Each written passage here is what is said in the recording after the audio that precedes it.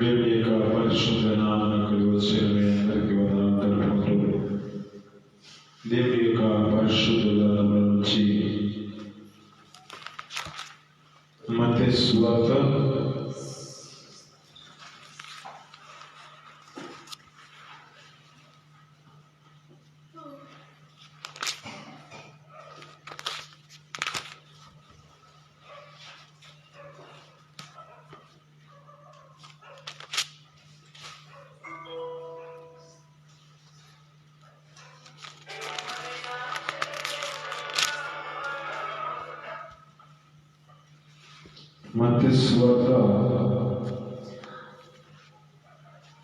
6వ అధ్యాయము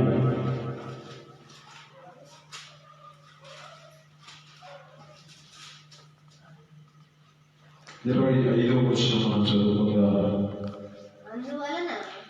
అందువలన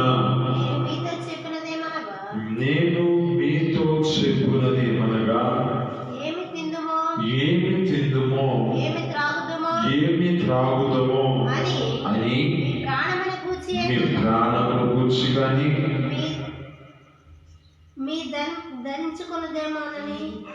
మీరేమి ధరించుకుంటామని అని మీ దేహమును గూర్చి కానీ మీరు చింతించకుడి. ఆహారము కంటే ప్రాణమును వస్త్రము కంటే దేహము గొప్పవి కావా. చదువు ఇక్కడ జ్ఞాపకం చేసుకుంటే చదువుమాట. నేను మీతో చెప్పుతున్నది ఏమనగా అందువలన మీతో నేను చెబుతున్న మాట ఏమిటంటే ఏమి తిందుమో ఏమి త్రాగుదమో ఏమి ధరించుకుందామో అని నీవు చింతించవద్దు. ఇక్కడ ఉన్న మాటలను మనం జ్ఞాపకం చేసుకుంటే ఏమి తిందుమా ఏమి త్రాగుదామా ఏమి ధరించుకుందామా అని నీ జీవితంలో చింతించవద్దు. ఏ నాటికి ఆనాడు సరిపోతూ ఉంది. ఇక్కడ లేఖనాలు చదువుతున్న మాటలో చివరి వచనాలు చదువుకుంటే 34వ వచనంలో రేపటిని గురించి చింతింపబడి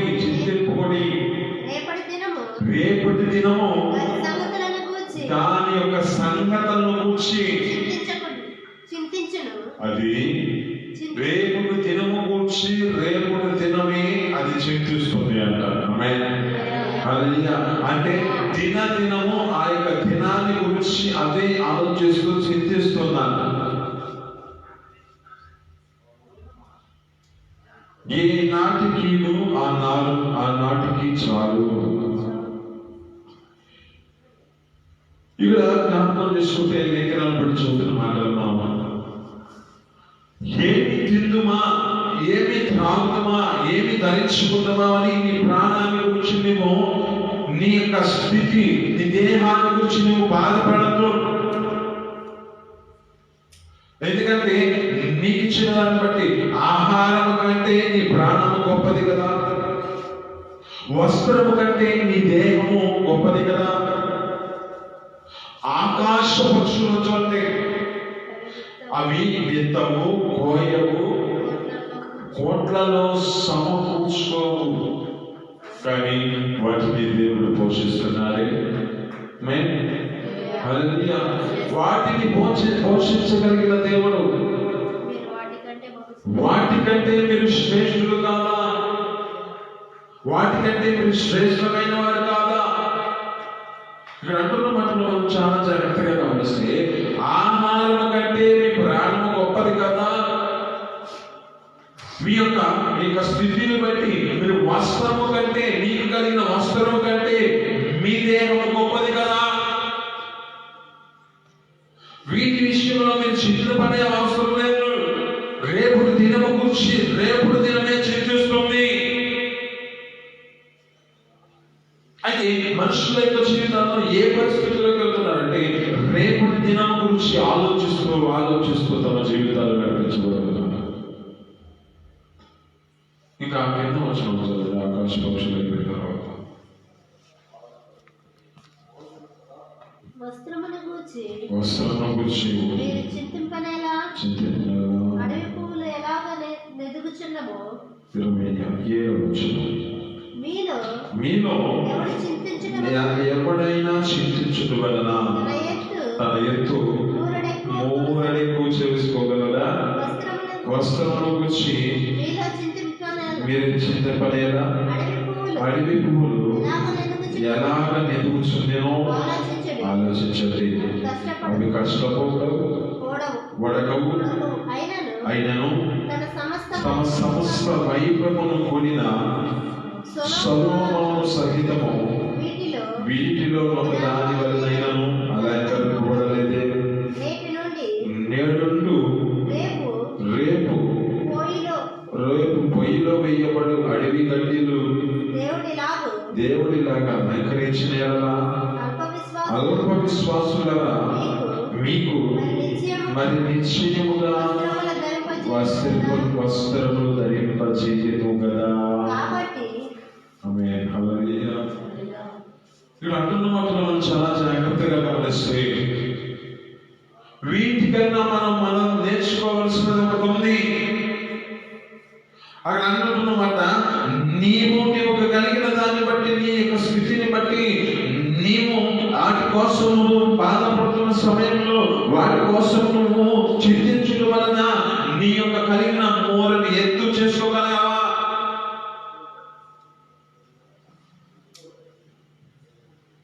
నీకు కలిగిన వస్త్రములు గురించి చింతింపడుతున్నావు.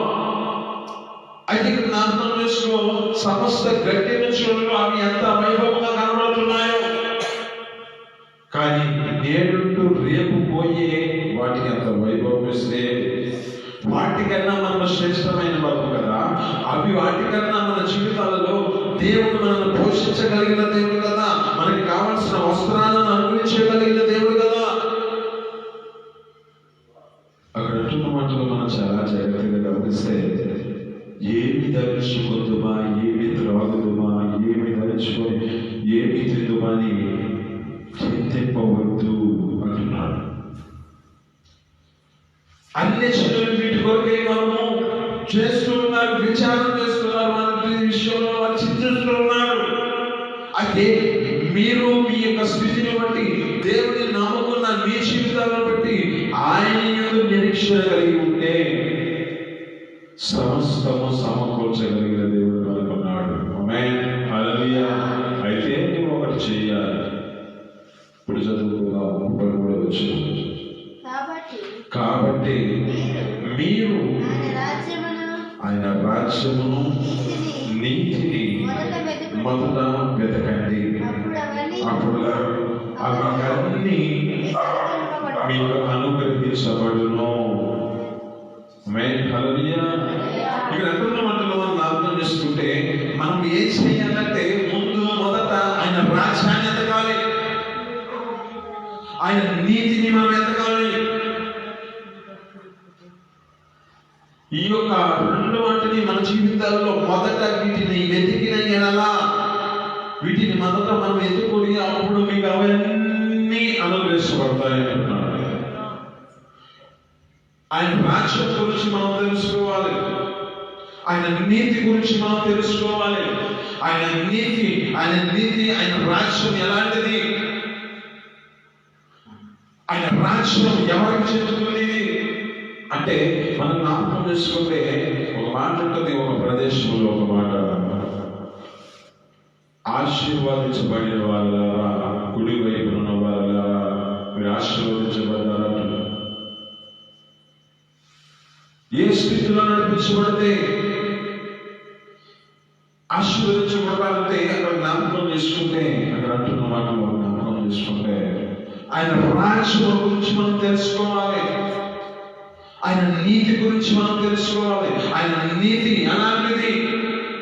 మన నీతి ఒక ఈ యొక్క మురికి గుడ్డ అని చూస్తున్నాం.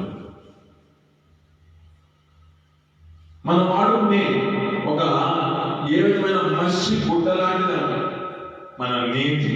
కానీ మనం ఏం చేయాలంటే ఆయన నీతితో మన జీవితాలు నడిపించబడాలి. ఆయన నీతి ఎలా నడిచాడు, ఆయన యొక్క స్థితి ఎలాంటిది, పరలోకం విడిచి భూమి మీదకి వచ్చి భూమిలో తన జీవితాన్ని పరిశుద్ధపరచుకొని అనేక మందికి ఒక మాదిరికరమైన జీవితాన్ని చూపించిపోయిన వ్యక్తి మన పరమున్న దేవుడు ప్రభు అయిన యేసు క్రీస్తు. ఆమేన్.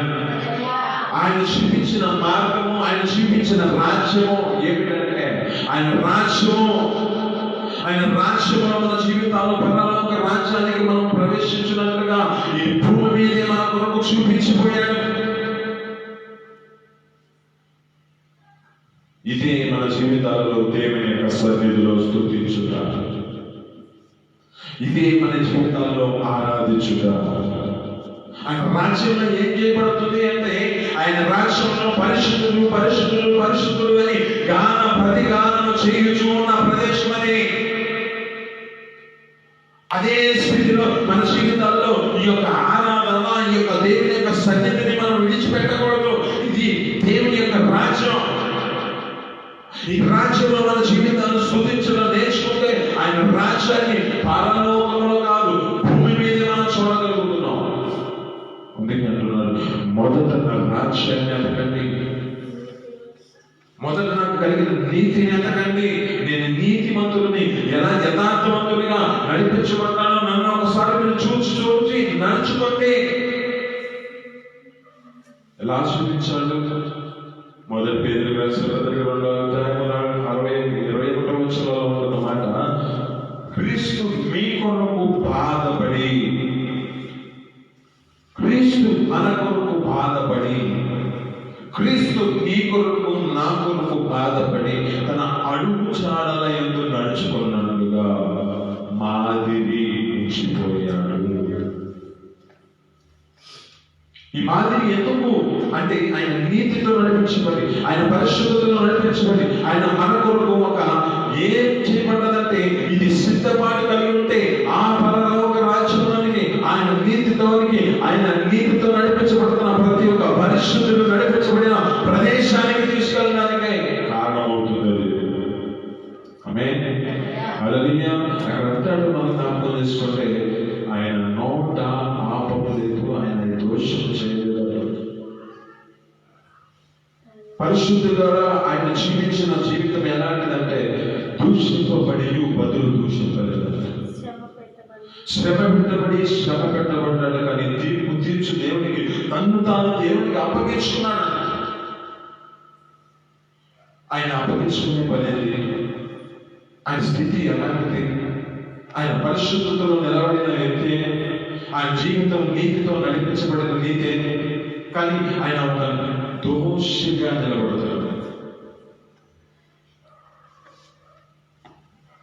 ఆయన దోషిగా ఎందుకు నిలబడతాడంటే మన కొరకు మన యొక్క జీవితాల్లో ఇదే జీవితాన్ని కలిగి ఉండి పాప దోషంలో నిలిచి మన జీవితాలను ఆ మరణకరమైన స్థితిలోకి వెళ్ళకుండా మన జీవితాలను నీతివంతులుగా చేయబడాలని మన బరువైన యేసుక్రీస్తు తన యొక్క రక్తాన్ని ఇచ్చాడు.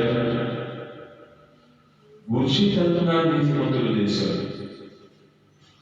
అయితే ఈ ఉచితంగా నీతివంతులుగా చేసిన దేవుని యొక్క సన్నిధిని మనం విడిచిపెట్టి మన జీవితాలను తిరుగుతున్న పరిస్థితులు. ఇది మీతో మాట్లాడుతున్న మాట ఏంటంటే, మొదట ఆయన నీతిని రాజ్యం పెట్టుకోండి, అప్పుడు మీకు కావలసిన అన్నిటినీ అనుగ్రహిస్తారు. రేపటి దినముల గురించి మీరు చింతించవద్దు. రేపటి దినం ఏమి సంభవించిందో, రేపటి దినం ఏమి మన జీవితాల్లో ప్రవేశిస్తుందో, ఒక కీడుకరమైన పరిస్థితి కలగజేస్తుందో, రేపటి దినం గురించి నువ్వు బాధపడదు. ఎందుకంటే నీకు ఇచ్చిన దానితో ఏమిటంటే నీ ప్రాణం విలువైనది ఆహారం కంటే, నీ యొక్క దేహం విలువైనది వస్త్రము కంటే. ఒక వ్యక్తిని మీకు జ్ఞాపకం చేస్తున్నాను. ఆ వ్యక్తి తనకు కలిగిన పొలంలో పొలం వేసినప్పుడు సమృద్ధిగా పంట పడిందంట. కొట్లలో సమృద్ధిగా నిలబడుతుందంట. అయితే ఆ కొట్లను పొడిగించి ఎక్కువగా పంటలు దాన్ని బట్టి సరిపోకపోతే ఇంకా ఆ కొట్లని ఇంకొంచెం పెంచారట. పెంచి ఆ కొట్లలో ఈ యొక్క ధాన్యం సమకూర్చుకున్నాడు.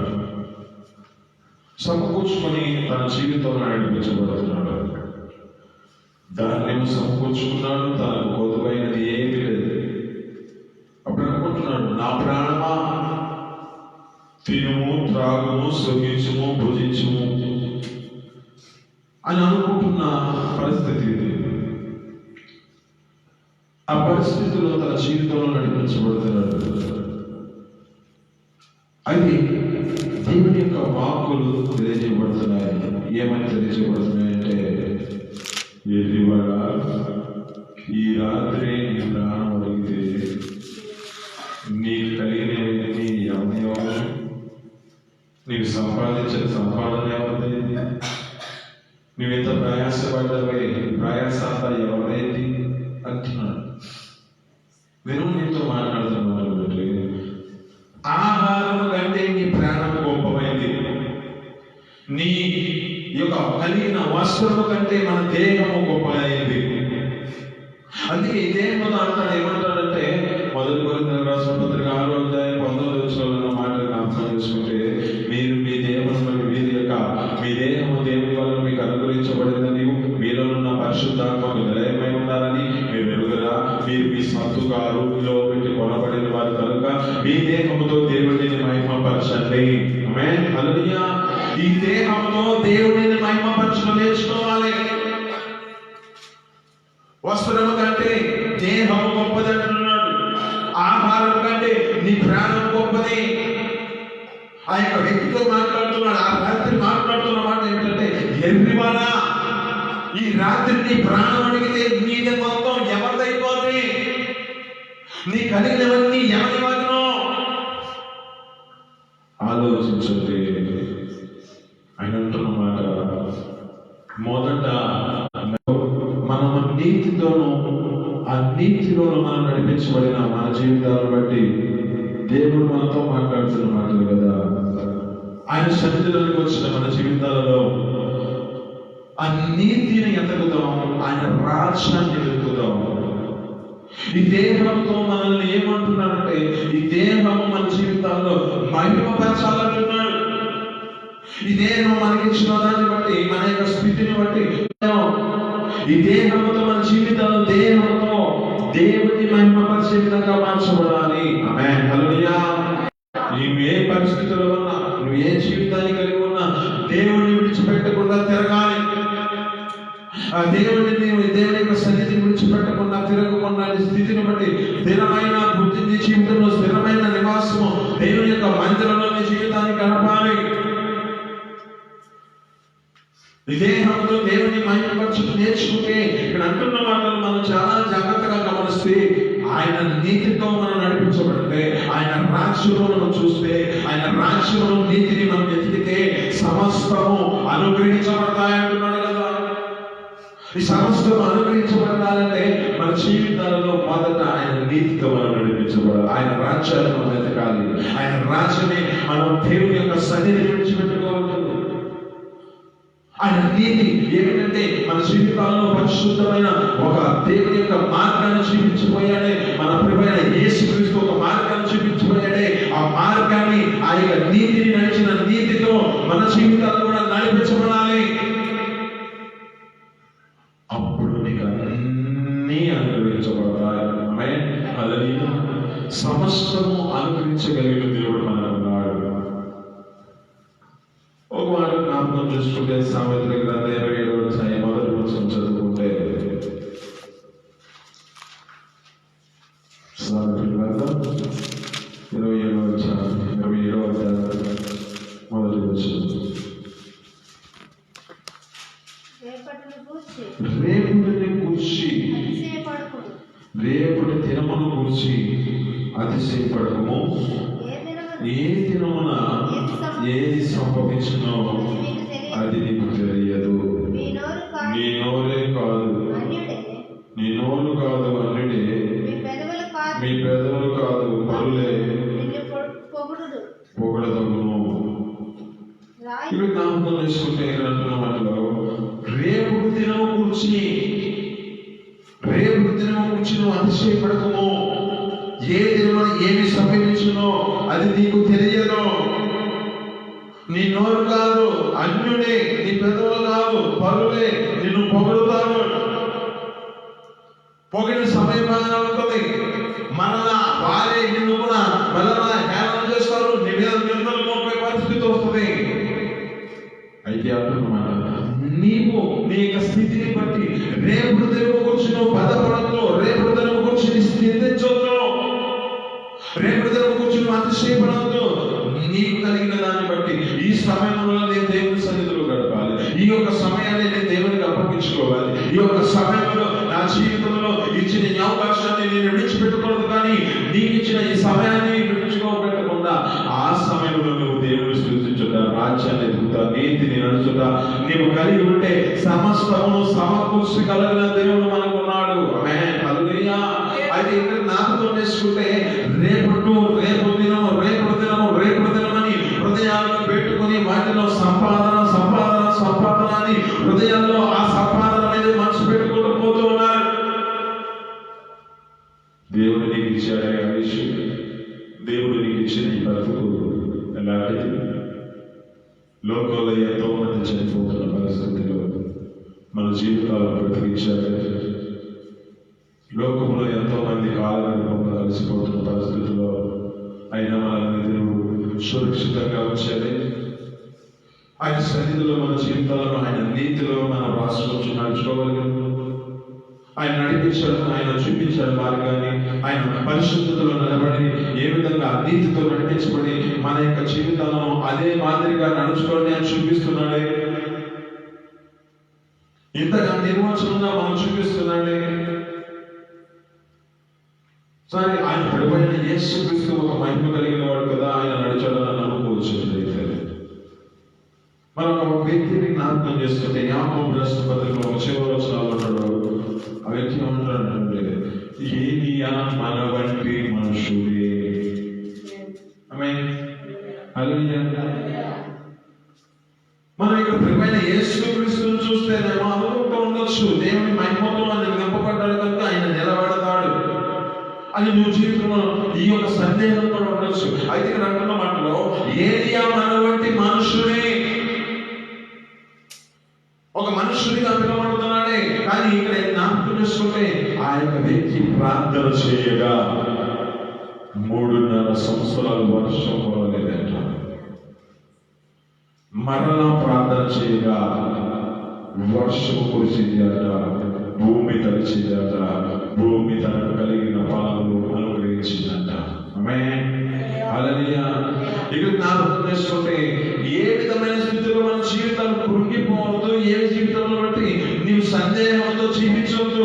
ఆయనంటే అలా జీవించగలుగుతాడు, మేము ఎలా జీవించాలని మనం సందేహపడుతూ ఉండొచ్చు. కానీ మన ప్రియమైన యేసుక్రీస్తు చూపించిన మార్గము మన కొరకే చూపించాడు. ఒక మనిషి పోలికగా పుట్టాడు, ఆయన స్వరూపము మహిమ స్వరూపు కాదు.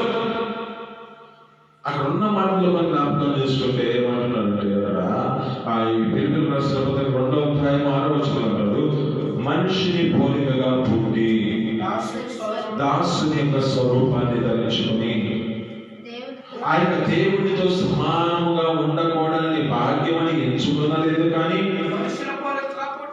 మనిషిని పోలికగా పుట్టి దాసుని స్వరూపాన్ని ధరించుకుని తను తాను రిక్తునిగా చేసుకున్నాడు. అంటే రిక్తునిగా అంటే ఏమీ లేని వాడిగా చేసుకున్నాడు. ఆయన సమస్తం అధికారాన్ని విడిచిపెట్టుకుని భూమి మీదకి ఒక వట్టి మనుషులు ఎలా జీవిస్తున్నారో అదే జీవితాన్ని కలిగి జీవించాడు మన ప్రభువైన యేసుక్రీస్తు.